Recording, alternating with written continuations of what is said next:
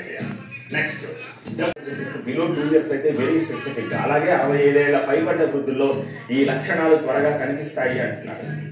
దీర్ఘకాలిక వ్యాధులు, టీబీ, శ్వాసకోశ వ్యాధులు, క్యాన్సర్, హెచ్ఐవి లాంటి వ్యాధులతో బాధపడే వారికి ఇది మరింత ప్రమాదకరంగా మారే అవకాశం ఉండొచ్చని చెప్పి డాక్టర్లు చెప్తున్న పరిస్థితి కనిపిస్తుంది. కాబట్టి జాగ్రత్తలు కంపల్సరీ తీసుకోవాలి. హెచ్ఐవి వైరస్ 5 నుంచి 7 రోజుల్లో మన బాడీలో నాశనం చేయొచ్చు. ఎప్పుడైతే మన ఇమ్యూన్ సిస్టమ్ స్ట్రాంగ్ అవుతుందో, మన రోగ నిరోధక శక్తి స్ట్రాంగ్ అవుతుందో. ఫర్ ఎగ్జాంపుల్, మనం ఈ పిల్లలకు ఇన్ఫ్లుయెంజా వైరస్ ఇస్తున్నాము, వ్యాక్సిన్ ఇస్తున్నాము, న్యూమోనియా వ్యాక్సిన్స్ ఇస్తున్నాము. తద్వారా కూడా మనకు ఎంతో కొంత ప్రొటెక్షన్ ఉంటుంది. 30%, 40% ప్రొటెక్షన్ ఉంటుంది.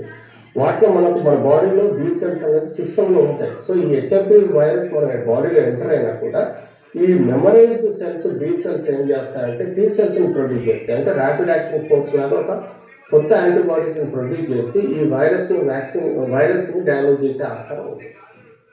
దీంతో కర్ణాటక ప్రభుత్వం అప్రమత్తమైంది. బహిరంగ ప్రదేశాల్లో ఇక మాస్కులు పెట్టుకోండి అని సూచిస్తున్నారు. కొత్త వైరస్ హెచ్ఎంపీవీపై ఏపీ వైద్య ఆరోగ్య శాఖ సమీక్ష చేస్తోంది. ఏపీలో తీసుకోవాల్సిన జాగ్రత్తలు, ఇతర అంశాలపై చర్చిస్తోంది.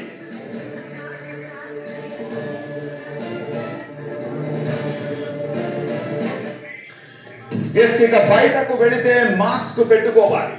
ఎవరినైనా టచ్ చేస్తే శానిటైజర్ రాసుకోవాలి. సాటి మనిషి కనిపిస్తే భయంగా బతికిన రోజులను కరోనా కాలం మనకి గుర్తు చేస్తూ ఉంటుంది. మళ్ళీ ఆ రోజులు రానున్నాయా?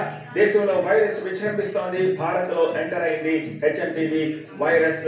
ఇది అంత డేంజరా? డీటెయిల్స్ చూద్దాం. చైనా